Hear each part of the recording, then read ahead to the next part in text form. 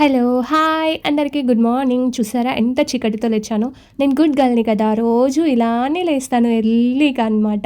So, ఈరోజు కూడా ఉగాది కాబట్టి ఎర్లీగా లేచాను. అందరికీ పరాభావనామ సంవత్సరం శుభాకాంక్షలు. కొత్త ఉగాది వస్తుంది.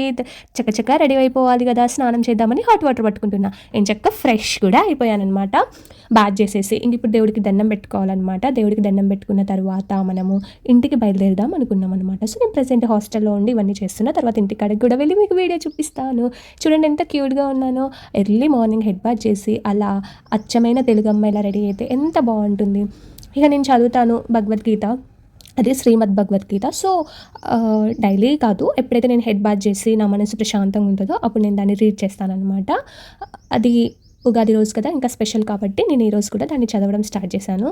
సో, అలా చదివేసి మనసులో దేవుణ్ణి తలుచుకొని ఉగాది శుభాకాంక్షలు చెప్పుకొని ప్రశాంతంగా స్టార్ట్ చేసిన రోజు అది. సో, మీకు కూడా అందరికీ ఉగాది శుభాకాంక్షలు.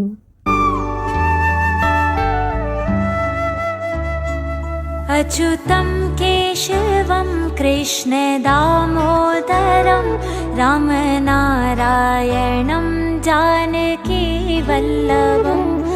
అచ్యుతం కేశవం కృష్ణ దామోదరం రామనారాయణం జానకీ వల్లభం.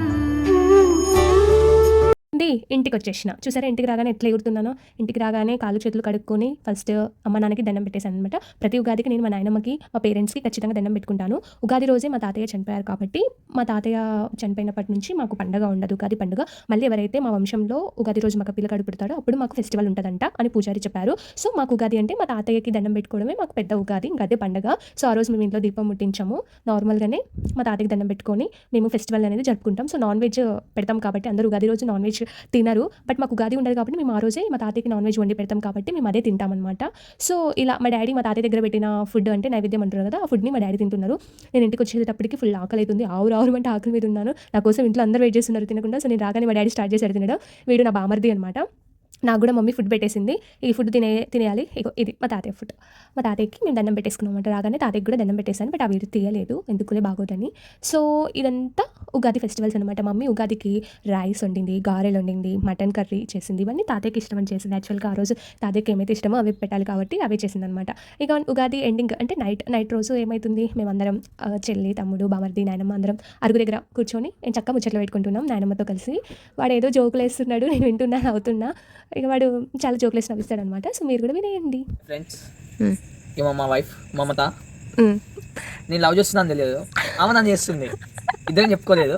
ఓకే, ఏ మూవీ స్టోరీ హట్ చేసినప్పుడే గ్యాప్లా. ఓకేనా ఫ్రెండ్స్, ఇక్కడతో ఎండింగ్ ఈ వీడియో. మా మామ వస్తుంది, ఫోకస్ అంది మామ డాడీ.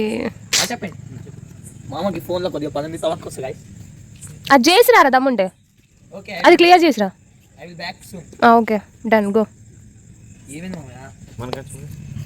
మనకేముందిరా, నేను చెప్తా వీడి గురించి. ఇతనికి శ్రీకృష్ణ భగవానుడు అంటే చాలా ఇష్టం. సో, అతని లెక్క హెయిర్ స్టైల్ చేద్దామని చాలా ట్రై చేసిండు పాపం. లాస్ట్కి వీళ్ళు బాగాలేదనేసరికి తన ఒపీనియన్ చేంజ్ చేసుకొని ఇగో ఇలా హెయిర్ని okay better, this is look good. And ఆ టీ షర్ట్ మీద నా మహేష్ బాబు ఉన్నాడు. నా మహేష్ బాబు నాకు ఇచ్చేయమంటే ఇవ్వట్లేదు. ఏమో మా నాయనమ్మకి ఏం పని ఉండదు అనమాట. ఎవరినో ఒకరిని హట్ చేయడం తప్ప ఏం తెలియదు. ఇప్పుడు నేను నాట్ చేసిందా ఆమెను బాధ పెడుతున్నావు అంట, నువ్వు ఎవరినో ఒకరిని బాధ పెడతావంట. ఏం బాధ పెట్టినా బాధ పెట్టే పనే ఉంది మాకు. ఇక నువ్వు వచ్చి తింటే ఇతను మెయిన్ ఇంపార్టెంట్. ఏమని చెప్పాలి, ఏం పేరు లేదు, ఊరు అసలుకే లేదు మనకు. అసలు మనం ఆడుంటాం పాన్ షాపుల దగ్గర సీట్లు దాక్కుంటా, వైన్ షాపుల బీర్లు దాక్కుంటా. చూసినావా, బ్యాడ్ హ్యాబిట్. ఎక్కడ మనం ఉండేది రోడ్డు మీద. ఇప్పుడు రాదట.